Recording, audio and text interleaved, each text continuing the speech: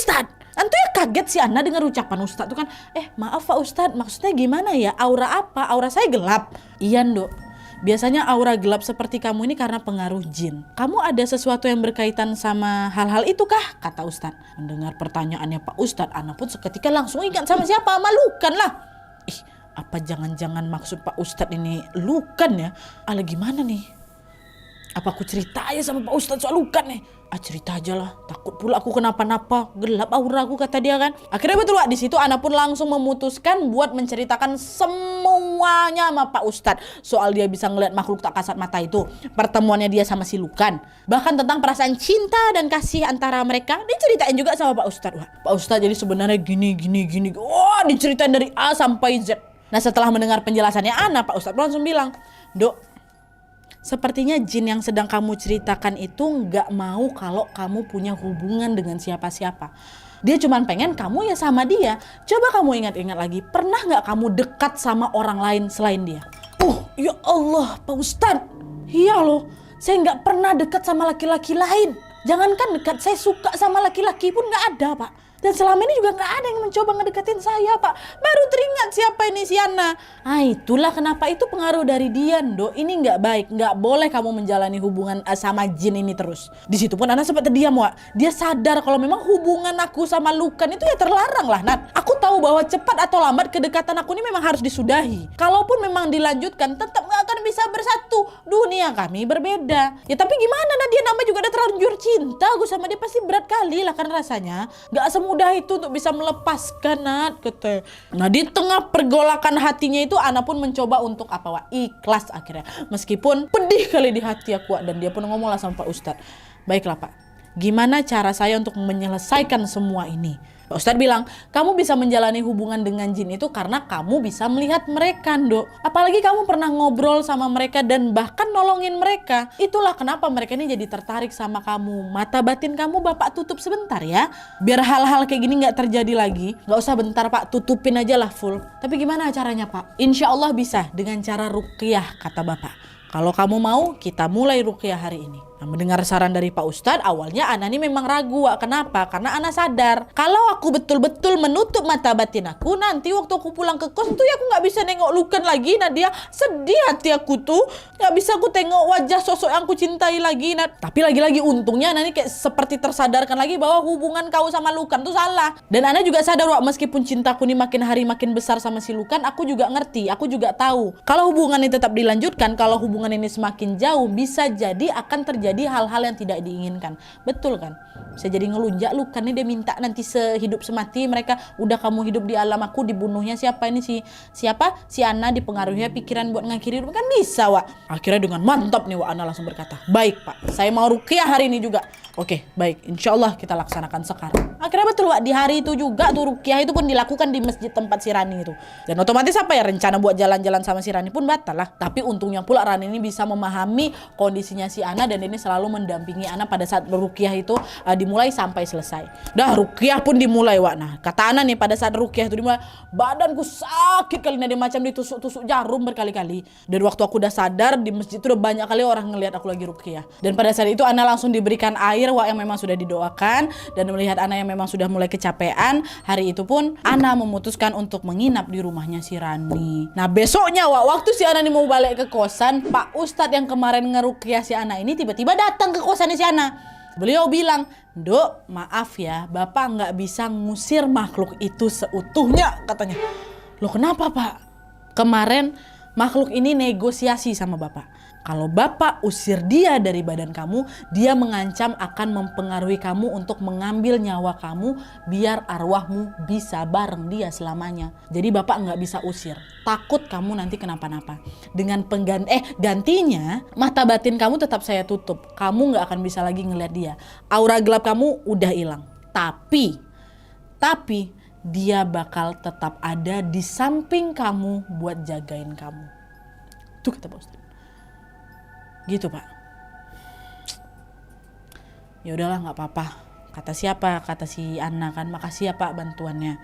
Akhirnya Wak setelah itu Ana baliklah lagi ke kosan nih kan, nemenin si Rani. Nemenin si Rani, ditemanin sama Rani. Gak cuma sama Rani aja Wak, Pak Ustadz pun ikut. Takut nanti si Ana kenapa-napa kan. Di kos pun mereka langsung lah beres-beresin semua barang-barangnya si Ana. Ah, di hari itu Ana memang mau langsung pindah dari kosan tuh, Wak. Oh, suara ini, kupikir apa? Shh, kayak gitu. Dan pas si Ana nyampe di kosan ini lah, Wak, Ana pun merasakan patah hati yang teramat sangat. Waktu pertama kali aku masuk kamar Nadia, si Lukan udah gak aku tengok lagi. Gak nampak. Miski yang ada di kamar mandi udah gak ada lagi. Pocong yang ada di tempat jemuran udah gak bisa aku tengok. Dan di dalam hati aku tuh aku langsung merasa sangat-sangat kehilangan. Sambil beberes-beres dengan sembunyi-sembunyi Ana tuh nangis, Wak. Ku tahan tangisan aku tuh nak berani sama Pak Ustadz gak denger. Sedih kali aku. Ya iyalah, Wak, wajar lah dia ngerasa kehilangan kan, orang sama-sama tiap hari sama Lukan itu kok. Dan setelah semua selesai mereka pun langsunglah bergegas keluar kosan. Dan dalam hati Ana pun langsung mengucapkan, selamat tinggal, Lukan. Kok aku jadi sedih ya?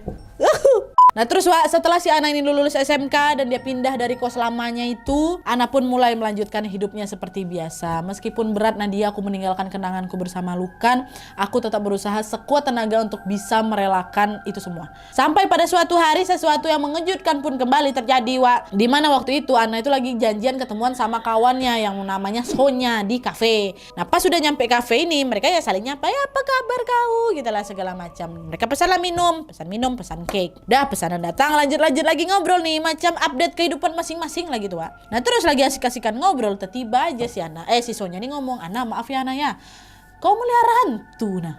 Hah? Maksud kau melihara hantu gimana nih? Ya nggak mungkin lah, gila aku. Nah terus yang di belakangku tuh siapa? Kata si Sonya, Wak. Ih, belakang aku. Terus diam si Ana kan. Hah? Emang kau ngelihat apa, Son? Ciri-cirinya gimana? Cowok, Wak. Rambutnya pirang, matanya biru, kulitnya putih. Tinggi kurang lebih 175 cm lah. Dan dia sekarang lagi ngeliatin kau. Kata Sonya, Wak. Nah mendengar perkataannya Sonya, Ana pun langsung ngerasa terharu. Kenapa ya? Karena Ana langsung bisa menebak siapa sosok yang lagi ngikutin dia, yang lagi ada di belakang dia tuh kan. Sosok yang pernah dia cintai dan tentunya sangat dia rindukan waktu itu. Sambil tersenyum lega lah waktu itu kan, si Ana bilang, oh iya, namanya Lukan. Dia baik kok. Dia yang ngejagain aku selama ini. Pantesan apa Ana. Dia dari tadi senyum terus sambil ngeliatin kau. Oh bagus lah kalau kayak gitu. Dia gak jahat. Kelihatan tulus sih aku lihat. Kayak dia sayang sama kau, kata Sonya. Mendengar ucapannya si Sonya, Ana tiba-tiba apa nangis lah.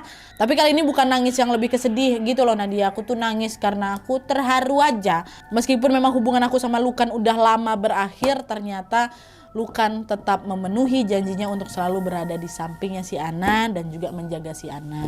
Dalam hati pun Ana kayak mengucapkan terima kasih gitulah sama si Lukan karena dia ini selalu ya memberikan sinyal-sinyal bantuan setiap kali si Ana masih kesusahan. Emang sering, Wak. Misalnya waktu si Ana ini terlalu sibuk, dia telat makan dengan suara yang sangat-sangat tipis tapi jelas kadang terdengar di telingaku. Nadia dia ngomong, ayo makan dulu. Di sini Ana tahu, Wak, bagi sosok seperti Lukan menampakkan diri atau mengeluarkan suara tentu membutuhkan energi yang sangat besar. Karena itulah Ana tuh jadi kayak berterima kasih gitulah sama si Lukan karena selalu mengorbankan energi sebesar itu hanya untuk menjaga si Ana. Dan sampai ketika si Ana ini mengirimkan email cerita ini ke aku aja, Wak, ya. Kata si Ana, Lukan masih setia tetap berada di samping si Ana. Aduh jangan dong, aku tuh agak trauma kalau bisa didatangin hantu Belanda tuh. Kemarin si Lin, sekarang si Lukan. Coy, dah. Oke, Wak, jadi itu tadi cerita tentang Ana yang memang pernah terlibat kisah asmara dengan sosok hantu ganteng Belanda ya kan, namanya Lukan. Ya sedih sih memang, Wak, karena mau secinta apapun kau sama Lukan, kau udah beda dunia, pasti nggak akan mungkin bisa bersatu. Itu kan juga kadang ada juga yang disebut namanya godaan-godaan jin kan, Wak, ya. Wallahualam lah, yang jelas kita doakan aja lah semoga Lukan tenang di sana dan Ana ini juga bisa mendapatkan atau bisa dapat menjalani hidupnya dengan baik lagi. Dan FYI Ana juga sempat cerita kalau aura gelap yang pernah bikin dia susah punya cowok ya kan, sekarang udah hilang, Wak, karena beberapa waktu yang lalu ada yang sudah melamar Ana. Tapi sayangnya Ana belum bisa nerima lamaran itu, Wak, karena dia lagi pengen fokus untuk mewujudkan cita-citanya katanya. Kita doain aja lah ya, semoga kelak Ana bisa mendapatkan pasangan yang lebih baik, yang juga tampan, yang tentunya soleh, dan bisa membuat Ana bahagia. Amin ya rabbal alamin.